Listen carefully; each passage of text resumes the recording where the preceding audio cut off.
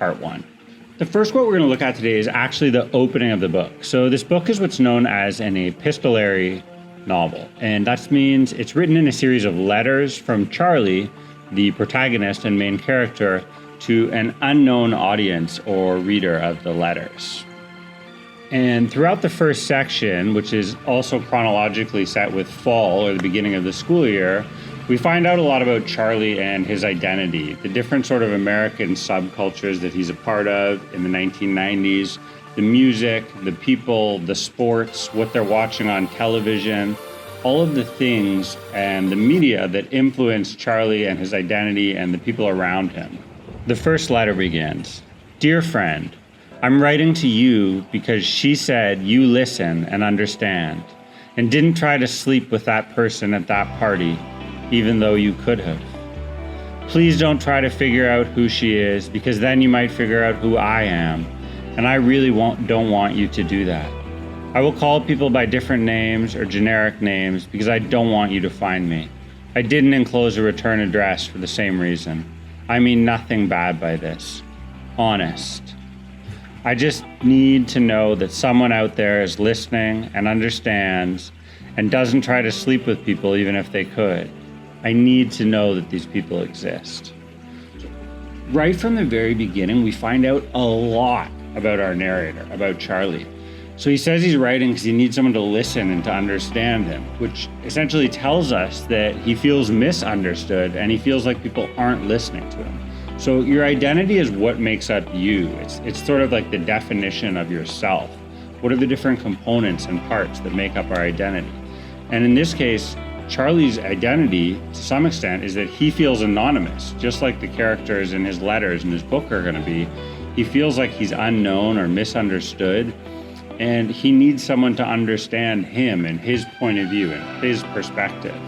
And that's part of this coming-of-age adolescent aspect of his identity. Secondly is this way he finishes that first paragraph. It's a sentence fragment, it's just one word. He says, honest. So he really wants to emphasize that word, honest. And we get this feeling throughout the first part of the book that Charlie is a very honest character. So much so that sometimes he seems like naive or even young for his age, right? He's in the first year of high school, but sometimes he seems like a sixth grader, like an elementary school kid, right? He's still crying all the time.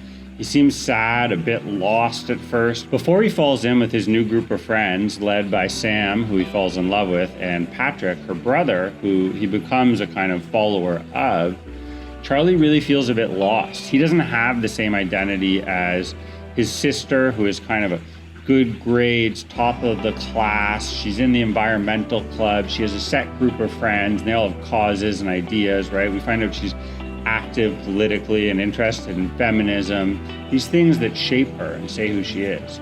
Charlie's brother, on the other hand, is really identified by his gender and his athletics, right? So he has this sort of man's man or guy's thing to him.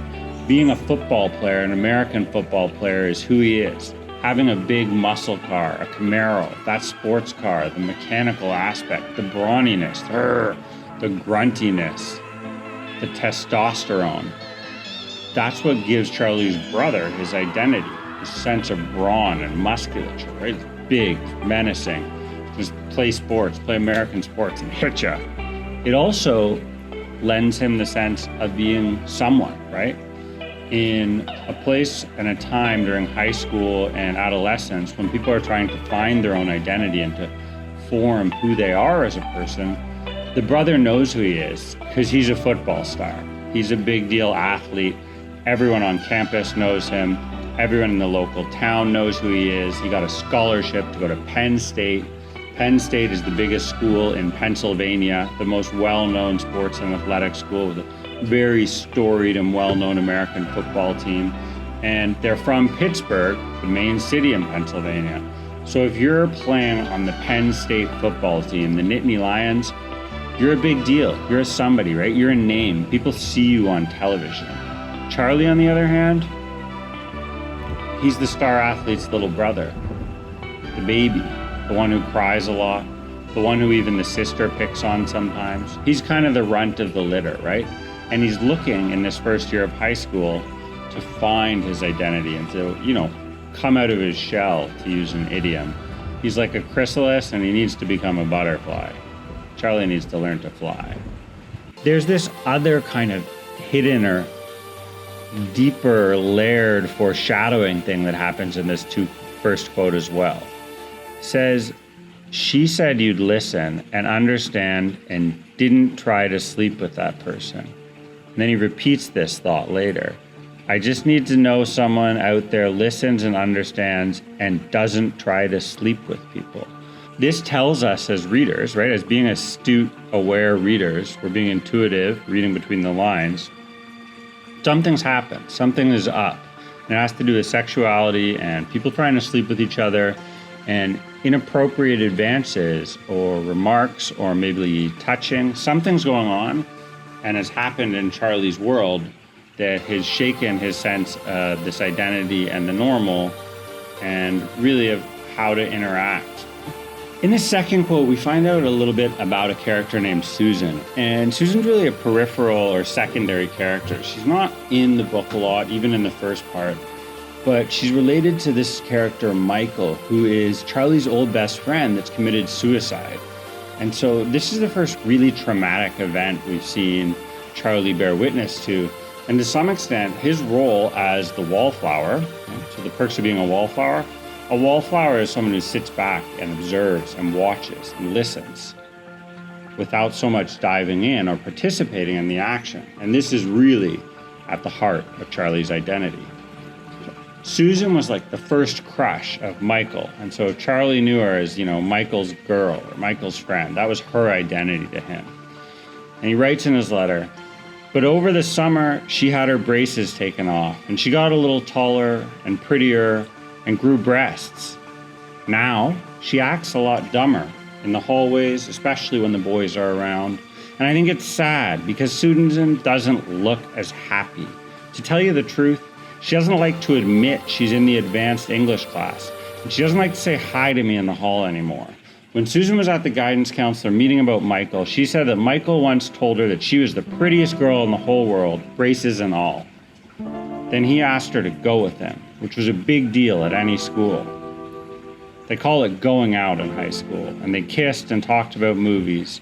And she missed him terribly because he was her best friend. It's funny too, because boys and girls normally weren't best friends around my school. But Susan and Michael were, kind of like my Aunt Helen and me.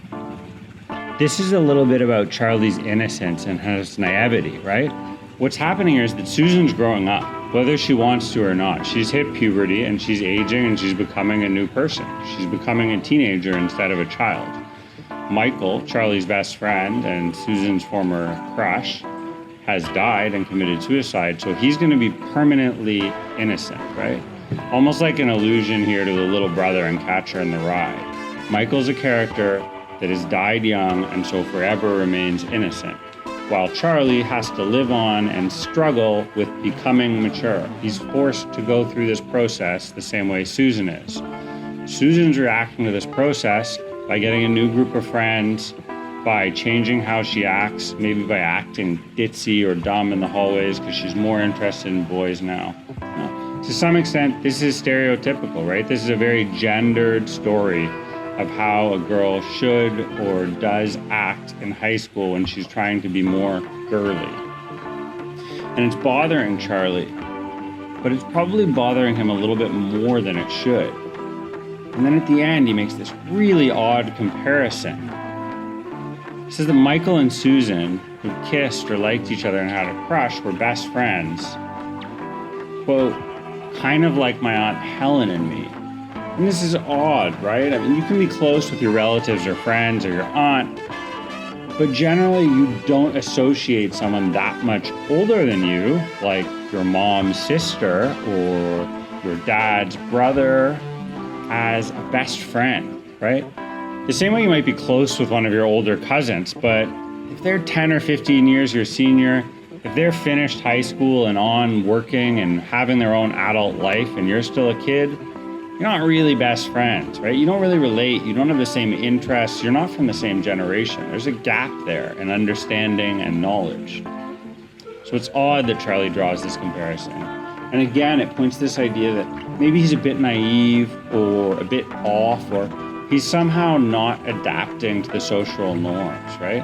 Part of this identity thing is about establishing your values, your understanding of how to interact with the world, how to participate in the social norms at school, right? That you greet a friend differently than you greet a teacher differently than the principal, and that you talk to your parents in one way and your siblings in another. And Charlie seems like maybe he's a little bit slow, a little bit reticent to pick up on all this. Or for some reason, maybe he's really gone inside of himself, and a big part of his identity is being kept alone or protected, right? He's put himself in a bubble or a shell to keep the rest of the world and maturity and adult life and all of those serious, hard to cope with things such as trauma and suicide outside of his shell.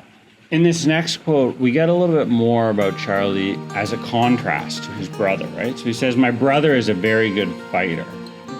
And again, it's this idea that his brother and the athleticism, he's associated with the physical, with the brawn, with muscle, with fighting, right? Fighting is a tangible, physical, contact sport. It's touch, it's something you do with your body. And Charlie is very disembodied. He's constantly in his mind. He's constantly overthinking. Quote, "Some kids look at me strange in the hallways because I don't decorate my locker. And I'm the one who beat up Sean and couldn't stop crying after he did it. I guess I'm pretty emotional. It has been very lonely because my sister is busy being the oldest one in our family. My brother is busy being a football player at Penn State. After the training camp, his coach said that he was second string, and when he starts learning the system, he will be first string. My dad really hopes he'll make it to the pro and play for the Steelers. My mom is just glad he gets to go to college for free because my sister doesn't play football and there wouldn't be enough money to send them both. That's why she wants me to keep working hard, so I'll get an academic scholarship." We get this idea here of the family dynamic and who identifies with what their sort of community or subculture is, right? This mom who's encouraging the daughter to go out and achieve academically and to work for it and earn it. This dad who's more interested in sports and is sort of, a typical codified male. He likes his son. He wants his son to win at football and be good. And then we get this feeling that Charlie is kind of on the outside, right? He's kind of, even though he's the narrator, he's telling us this story. Where does he fit into this picture, right? You have the father and the son as echo of each other. The mother and the daughter as echoes of each other. These two parallels, right? Like two pairs. And then Charlie, stuck in the middle, the odd one out. This quote's a little bit longer, and it comes at a much later point in part 1 of The Perks of Being a Wallflower. So, in this section, Charlie is hanging around in the basement of the house. And when he's hanging around there, his older sister is watching a movie with her boyfriend. If any of you have siblings or remember what it was like to be a younger brother, older sister, etc., that dynamic is awkward, right? To have a kid sibling around when you have your boyfriend or girlfriend or whoever your person of interest is, your crush watching a movie on the couch, three's company. You don't need that extra person around. And the sisters let Charlie know this, that she doesn't really want him around, right? So he's not only there, but he's kind of participating, even if it's inadvertently, right? It's odd for him to be in the mix when the sister and her boyfriend are there watching this movie. Anyway, after she leaned into him for about 4 movie scenes, which I guess is about 10 minutes or so, he started crying very hard. Then I turned around and my sister pointed at me. So this is an odd moment. The sister's boyfriend is crying, which in a lot of ways is similar to Charlie, right? So we find out that maybe the sister is attracted to a more effeminate or a more thoughtful, sentimental guy, like Charlie is growing up to be. But instead of this being seen in a positive light, the sister uses this emotion and this sentimentality to kind of hold her boyfriend hostage. And she comes at him with an accusatory tone And in a secondary way, insults or burns Charlie as well. So she gets into a very standoffish point here. You see, even Charlie stood up to his bully. You see, right, she's saying this, you see to her boyfriend while he's crying. And this guy got really red-faced, and he looked at me. Again, what's Charlie doing there? Awkward. Why is he in the room? Then he looked at her, and he wound up, and he hit her hard across the face. I mean hard. I just froze because I couldn't believe he did it. It was not like him at all to hit anybody. He was the boy that made mixtapes with themes and hand-colored covers until he hit my sister and stopped crying. Okay, so we're playing for the stereotypes here. This idea that if a guy or a man or someone is emotional, that they're not violent or they don't hit people. Well, let's re-examine that. Let's analyze that. Is that true? Not necessarily. People who get violent are often the people who feel the most trapped, the most victimized, right? They lash out. They feel cornered like an animal. They come with their claws. Okay? Who have we actually seen hit someone, beat someone up in the first part of this book? The tough-talking father? He hasn't hit anyone. The brother at Penn State playing football? Nope. Charlie. Charlie put a beating on Sean. That's it. Charlie's the only character we've actually seen who hits someone else aggressively and violently. Okay? And now the second time we're seeing an incidence of violence, it's the sentimental, shy, crybaby boyfriend, the guy who makes mixtapes, the guy in the environmental club. He's hitting the sister. And why? Because she's challenging his masculinity. She's backed him into a corner, and the way he reacts is with violence. It's an ugly little scene. Nasty and inappropriate behavior, right? And Charlie, just by being there, in a way, he's witness, but he also aggravates the scene because he makes an audience for the other two. And that always changes how people act. If someone's looking, you're not exactly your true self. The weird part is that my sister didn't do anything. She just looked at him very quietly. It was so weird. My sister goes crazy if you eat the wrong kind of tuna, but here was this guy hitting her, and she didn't say anything. She just got soft and nice, and she asked me to leave, which I did. After the boy had left, she said they were going out, and not to tell mom or dad what happened. I guess he had stood up to his bully, and I guess that makes sense. So this is a reoccurring theme, right? Charlie stood up to his bully, he's fought Sean, and the sister is now playing the role of bully to her boyfriend, and he stood up to her.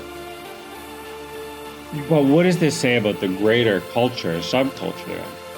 They're in this blue-collar, hardworking town, Pittsburgh, in the east coast of the U.S. in the 1990s, and there's all these stories and incidents of violence. And what we're really finding out is that this is a place where trauma is enacted physically.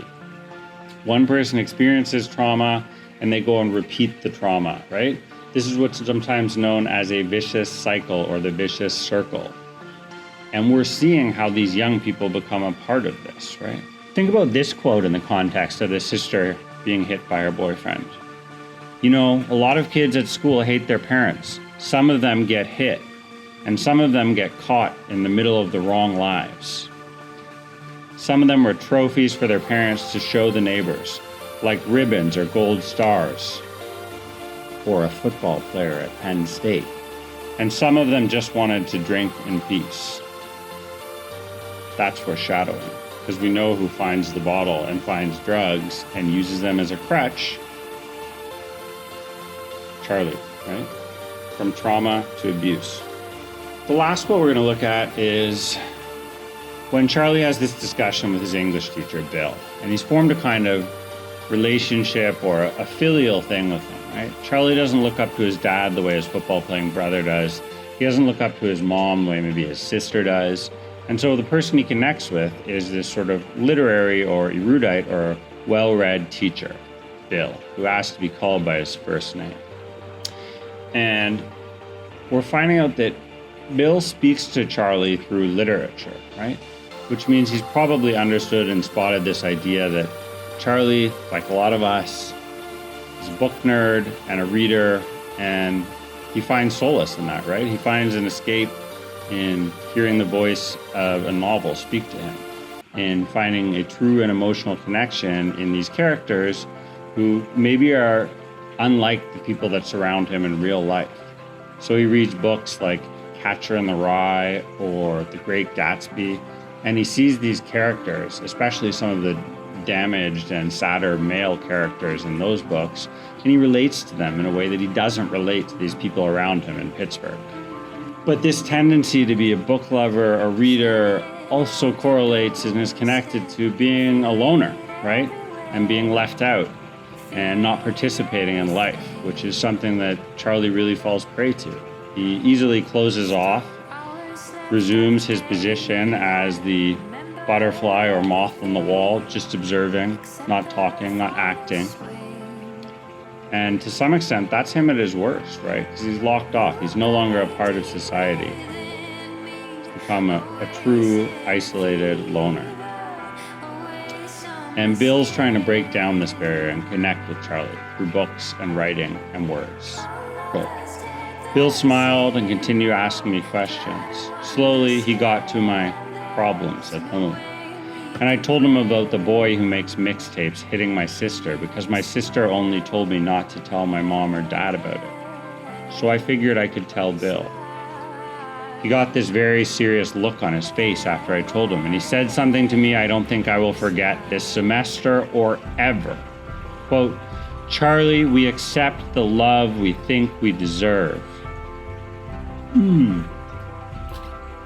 That quote really hits home for a lot of people. It's the problems at home thing. Obviously, that's a euphemism for violence, drugs, alcohol, trauma, and abuse.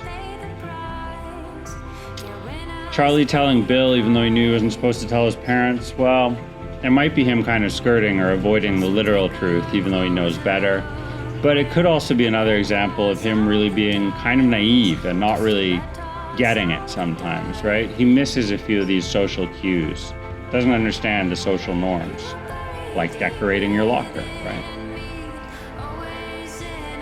And then finally, this idea that we accept the love we think we deserve. Well, this goes right back to the heart of who you are and your identity. It's your self-esteem, your self-worth, right? If you don't think you're valuable, if your trauma has hurt you so much that you no longer feel like you're a whole or worthy person, and you don't believe that you're worthy of love because your parents or your siblings or whoever else hasn't given it to you, that becomes the truth. Unfortunately, but truly, if you don't believe in yourself first, the world can eat you whole. And that's what's happening to Charlie, right? He needs to understand that he has to love himself first. He has to care for himself and believe that he can succeed too. He doesn't need to play football. He doesn't need to be the environmental club. He can read his books and he can write and he can be a part of a play or a part of a Rocky Horror Picture Show or writing in a zine. And that's his own world. That's his own niche, right? The same way people find their own niche in books or as booktubers or doing whatever the thing is that makes you you. And that's what this quote, we accept the love we think we deserve, is about. It's about Bill commenting, yes, on the sister being physically abused by her boyfriend, but it's also about Bill telling Charlie, you have to believe in yourself, Charlie. You have to make yourself act and live and go out there in the world. Right? You have to take that little bit of risk, that first step out onto the ice. Otherwise, you're never going to get across and reach your goals. Whew! Intense book, intense part one. I hope you like the analysis and some of the readings, the quotes, a few of the themes, and a little bit about the characters and the perks of being a wallflower part one video.